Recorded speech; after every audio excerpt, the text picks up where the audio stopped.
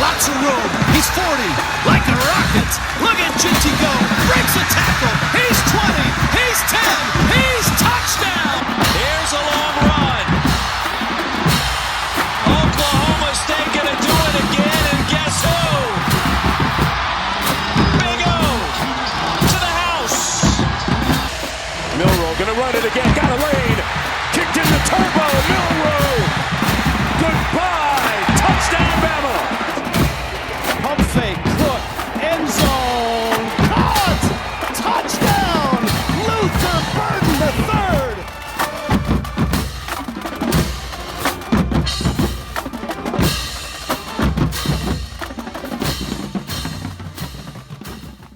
This is the CFF Site's Week 11 College Fantasy Football Show. My name is Joe DeSalvo, the voice of the CFF Site, and we have a lot to get to this week. We're not only going to be talking about what happened in Week 11, we're going to be looking ahead to Week 12. College Fantasy Football playoffs are here for most people, so why not get ahead and talk about some of those matchups coming up? We're going to talk about the leaders in the 4-in-1 Super Fantasy League. Still a lot to be played for in those leagues. We're going to talk about bye weeks as well. I mean, here we are, College Fantasy Football playoffs, Week 12 for some. And we've got some big names out on buys this week. So, let's just start there. Week 12. Man, big names. Army. Bryson Daly, quarterback, comes back last week, carried the ball a season high last week in that win against North Texas. He's going to be on bye this week. Iowa running back, Caleb Johnson. Fantasy owners can expect 1 to 2 touchdowns every week from him. He's on a bye this week. Miami quarterback, Cam Ward, which means you're likely going to be looking for 3 touchdowns plus, maybe, to replace this week. Wide receiver Xavier Restrepo out as well. He's been hot. Minnesota running back Darius Taylor on bye. UCF running back RJ Harvey.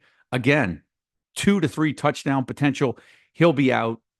And I don't know if it's going to be a blessing in disguise this week, but Virginia Tech on a bye. So running back Bashul Tootin, who obviously was banged up, barely played last week.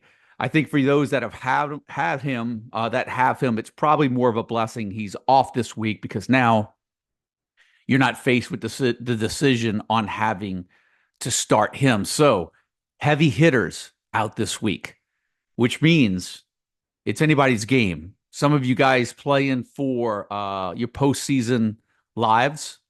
Sometimes, maybe some leagues, the playoffs won't start until week 13, but for some that are playing with more than 5 playoff teams, there's a good chance the playoffs start this week.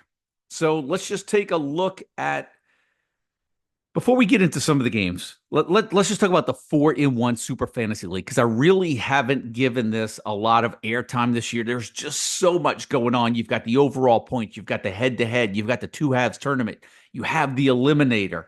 I want to give some shout-outs this week, because let's just start with the overall most points. There is a new leader this week, a new leader at the top of the standings. I think we haven't had a new leader since week 2 of the season, but Tri-Spoke has overtaken Love 2 Lins with 3 weeks to play, and sitting in third right now is P. Foschan. So that's 1, 2, 3 headed into this week. Now, here's what I would tell you. I've looked at the standings. If you're in the top 15 legitimately, with the amount of buys and the limited player pool that's available to most fantasy owners right now, anybody within the top 15 to 20 realistically still has a shot. And I would say anybody within the top 12 to 15 has a really good chance of making it run if you could put together 3 good weeks in a row. But I just want to give a shout out to all the others that are remaining. And let's just take a look at the 2-halves tournament, where Love 2 Lins was the first half winner. They obviously opened up with the number 1 seed in the second half tournament. They're eliminated. But in the semifinal matchup, the championship matchup of the second half tournament, P. Foschan, the 13 seed, plays the number 71 seed new team 81, who I believe in the CFFsite Discord is Meeps. So congratulations to you two guys. But that really, when you look at new team 81, the top 80 teams made it into the second half tournament. They were seeded number 71. They win this week. They're in the championship and guaranteed second place in the two halves tournament. So super shout out to new team 81 for really staying the course long term and has a chance to play for a championship in this 4-1 Super Fantasy League. Over in the head-to-head league, we've got the semifinal matchups already underway. It's a 2-week matchup. The 7-seed Tri-Spoke playing the 3-seed Hot Rod. It looks like Hot Rod 8875, Tri-Spoke in the lead after the first week. And in the other semifinal matchup, number 8, P. Foschan playing number 36, Heath Boyd. They still, again, 2-week matchup. This will be the week that will determine who goes to the championship in the head-to-head tournament, which will be a 2-week matchup. And in the eliminator, 14 teams still remain. I believe the top 8 advance into week 13. And again, I must note, P. Foschan, still alive in that, could pull off the unprecedented quad if he's able to bring home all 4 of these leagues. So here's the deal.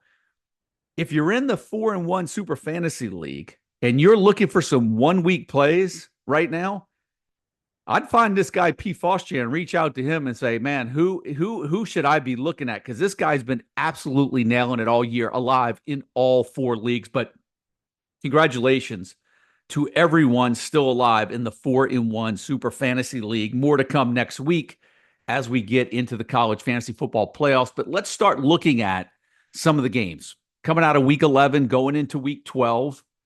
Let's just start with Miami, Ohio running back Keon Mosey. He's gone for over 100 yards in 5 of the last 6 games. However, he's only scored 1 TD in the last 5 games. But what a matchup you have this week. I don't know how you sit him knowing that he's gone over 105 of the last 6. A home matchup against Kent State this weekend. And I also want to throw out, really, if you stream defense special teams playing in full FBS leagues, that Miami of Ohio defense special team matchup against Kent State right now looks really good if you need a matchup on defense special teams. Let's look at App State, where Amani Marshall now has gone 3 straight over 100 yards. If you picked him up and have been able to use him, good for you. The bad news, I believe they're on a bye this week. Coastal Carolina, 3 TDs. Braden Bennett, running back Braden Bennett, 3 TDs versus Appalachian State. He has scored a TD now in 6 of 7 games in which he has played this year. Maybe a little risky this week. Coastal Carolina traveling to Marshall. We'll see how that shakes out. Curious to see how many fantasy owners are willing to take a roll of the dice on Braden Bennett this week. How about East Carolina quarterback Caton Hauser? 13 TD passes in his last 3 games. And this week, the Pirates travel to Tulsa. Great matchup if you're looking to roll the dice with Caton Hauser, East Carolina quarterback. Now let's go over to Cal, where Jaden Ott versus Syracuse carried the ball 14 times for 23 yards. He did catch 4 passes for 19 yards. I'm sorry.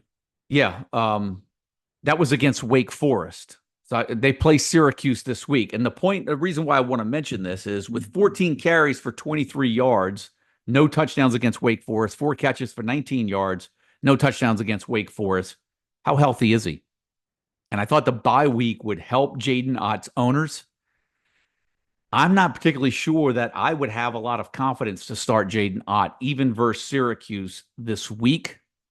That's a risky proposition considering that he just hasn't looked like the Jaden Ott from 2023. And look, on the flip side of that, Syracuse quarterback Kyle McCord. I know Cal gave up a lot of points last week against Wake Forest, but Cal gets Syracuse at home. Man, Cal's defense is not that bad. I know they have given up some big halves, like particularly against Miami when I thought that they had that game won.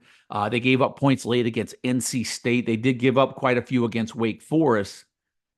But I also think this could be one of those games where, remember that Kyle McCord game against Pitt a couple of weeks ago? I don't know if that's out of the question this week. That one makes me nervous a little bit, that Kyle McCord start on the road all the way on the West Coast at Cal. While we're on the West Coast, let's talk about TJ Harden, who ran for 125 yards on 20 rush attempts this past week against Iowa. He's getting a lot of attention in Discord. Can you trust him moving forward this week? UCLA travels to Washington. This is the one where I say buyer beware. I am always very skeptical of a 1 week performance. And look, some of you may not have a choice. You may have to roll the dice. But man, it's playoff time. Your seasons are on the line. And are you willing to risk it for a guy that's basically had one breakout game this year? Again, talk about playoff lives in the balance. Let's go to Texas State, because Jordan McLeod only completed 5 passes for 56 yards and a touchdown in that win this past weekend. And backup Brad Jackson came in, only completed 4 9 passes for 16 yards, but ran for a team high. Carried the ball 17 times for 126 yards and scored 2 rushing touchdowns. And what bad timing if you have Jordan McLeod, because the Bobcats host Southern Mississippi this weekend, which would be a great matchup. But now I don't know how you can risk starting Jordan McLeod this weekend in a do-or-die matchup. Roll of the dice again. Another roll of the dice. Boston College, Kai Robichaux, 28 carries, 198 yards, and 2 touchdowns this past weekend. And as luck would have it, Boston College goes on the road and plays SMU, who right now, SMU and Clemson look like the 2 best teams in the ACC. And SMU with a decent defense. Again, risky proposition if you're going to go with Robichaux on the road at SMU. Talk about risky. Let's go to Texas, the running back situation. Gotten some questions this week in emails, gotten some questions in Discord. Here's my thought right now. We're 11 weeks into the season. If Texas has been a crapshoot up until this point of the season, there's no reason to believe that the running back situation is going to be any different. If you want to roll the dice with Wisner, if you want to roll the dice with Blue, if you want to roll the dice with Gibson, go ahead and do it. But it's risky. There's nothing proven there. I mean, look at the names we're throwing out at the top of the show. Bryson Daly, Caleb Johnson, RJ Harvey, Cam Ward. Those are names we know are going to give us something. Do we know what the Texas running backs are going to give us? We haven't known for 11 weeks. What makes us think we're going to know in week 12? Again, it's a roll of the dice. Duke wide receiver Jordan Moore. You know, there was a 3-game stretch a few weeks ago where he only caught 5 passes for 61 yards. But all of a sudden now he's caught a touchdown pass in 3 straight games and now have some fantasy appeal moving forward. Army, North Texas. I know I mentioned Bryson Daly on a bye. A lot of disappointment in that game this past weekend. That total was 66.5 points. And I have to be honest with you. I thought it was one of those games where just Army was going to score at ease. North Texas would respond, still lose, but maybe score a few touchdowns. No, they didn't get anything. Completely shut down. That game with a 66.5 total finished up on 17 total points. Now, possibly redemption for you guys sitting on North Texas players this week. North Texas, UTSA. Owen McCown has been hot of late. UTSA's offense has been hot as of late. There's no reason to think that one won't have a lot of points. And if you're looking for a sneaky play, at tight end because you're desperate at tight end, take a look at the UTSA roster. They have been targeting tight ends very often or very frequently in the red zone over the past few weeks since McCown has been on this hot run. If you're looking for a tight end to maybe just find the end zone, a team like UTSA may be a team to look at. Ole Miss with the win against Georgia this past weekend, throwing the SEC standings completely in flux. But look, Henry Parrish is out for the year. If you need a running back, why not take a chance on Ulysses Bentley right now? Arizona State running back Cam Scatabo, have some thoughts there. He was out this past weekend. I feel like based on what I was seeing, hearing, reading, he was very close. I would be starting Cam Scatabo with full confidence this week. I think you've got to ride with him. It's ride or die with Cam Scatabo. The question is it ride or die for you guys with Dylan Sampson, running back Tennessee, against Georgia this week in a must-win game for Georgia?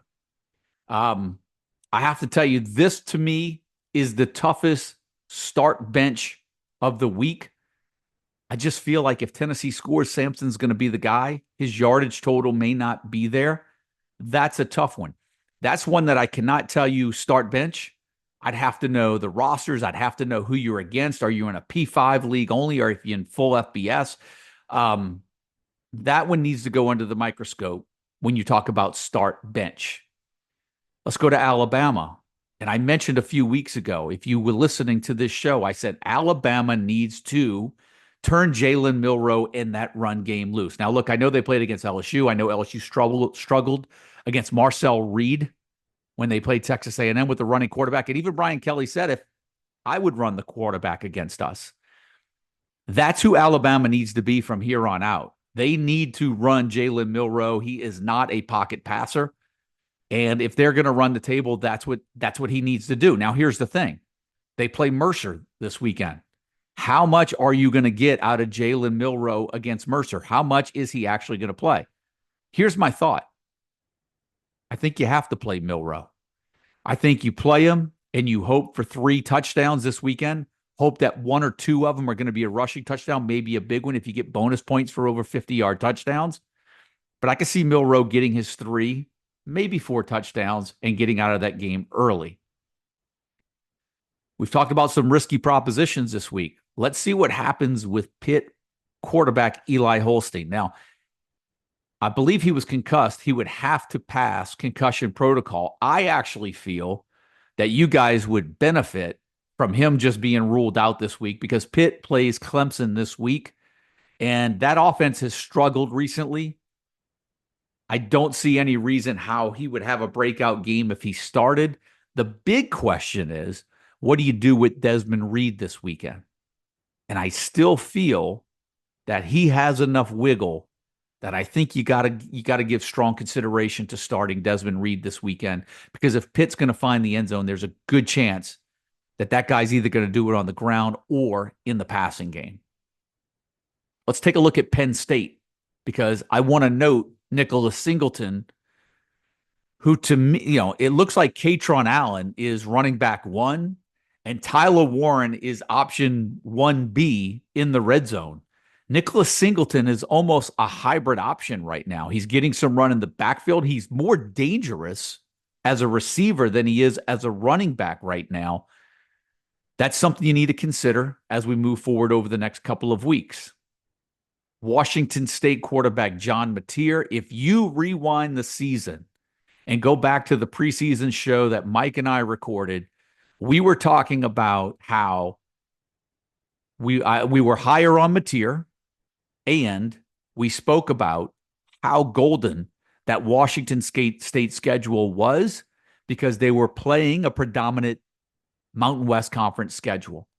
And here we are, him coming off of that big game this past week. They get New Mexico this week, Oregon State, and then Wyoming to end the season. Can't see where you're not going to get some decent points from Mateer the rest of the way. Arizona receiver Tet McMillan. That's a curious, to me, a curious start option this week because he was hot the first game of the year. He went cold and then a little bit of a hot streak. And now all of a sudden they get Houston. Arizona gets Houston at home. But man, what Willie Fritz has done, that one makes me a little nervous too about that Houston defense. If there's any saving grace, it's that Arizona is at home. I don't know how you sit McMillan, but not the greatest matchup in my opinion. Western Kentucky, Caden Veldkamp. He has accounted for at least 3 TDs in all 6 games against G5 opponents this year. Western Kentucky, they get Louisiana Tech this week. Could be another big week if you have Western Kentucky quarterback Caden Veldkamp. Texas A&M playing New Mexico State, and there's 2 names that I want to throw out this week. One, if you have Amari Daniels, you're going to start him. This should be a really good game for him. I don't know how he doesn't go over 100 and score 1, maybe 2 touchdowns in this matchup. But there's a player in this game, and this is going to be the last name that I throw out on the show, who I feel could be a difference maker if you happen to make the semifinals of your league and win this week. Don't ignore New Mexico State running back Mike Washington. This past weekend, 19 carries, 152 yards, 2 touchdowns. The week before against FIU, 11 carries, 88 yards, and a touchdown. He has now scored at least 1 touchdown in 4 of the last 5 games. After this weekend against Texas A&M, New Mexico State plays Middle Tennessee and UTEP. You want a wild card? Circle Mike Washington, New Mexico State, and see if he could do something for you in the money week, because I call week 13 the semifinal week the money week, because you don't win big money unless you get to the championship. You have to win the semifinal matchup. If I were you guys right now, you have to be planning for week 13 right now. Even if you're in week 12 playing for your playoff lives, you still have to make stretch moves in case you get to week 13. Forget week 14. Forget it. Forget about winning the whole thing unless you have a pot that's like 80-20 or 100 and winner take all. But most pots are usually around 60-40. I don't know, maybe like 50-35. All the money is heavy in the final weekend. You got to get there. You've got to get there to have a chance to win it. And the big money is in the final weekend. So all in. I've always been all in on semifinal week. The championship's icing on top of the cake. But if you play in a money league, week 13 is the money week. Start getting the roster now. Start looking at the defense, special teams now. Start looking. I know you might be playing right now survival mode for week 12, but plan for week 13. You should be planning for week 12 and 13 at the same time. These are the 2 most important weeks of the college fantasy football season. That's going to do it for the week 11 show. Looking ahead to week 12, we're going to do the same thing next week. We'll talk about week 12, look ahead to the big money week, because that's what we do. College fantasy football playoffs are here. The money weeks are here, and we're here for you. One announcement before we go, and I almost forgot. College fantasy football postseason is back. That's right. Because we are expanding to 12 teams in playoffs, we are now going to go back to hosting College Fantasy Football Playoff League. You're going to get another season. Season number 2, right around the corner when the college football playoffs get here. More details to come. Let's worry about week 12. Good luck to everybody this week that's in the playoffs or has a chance to make the playoffs. I'll see you next week.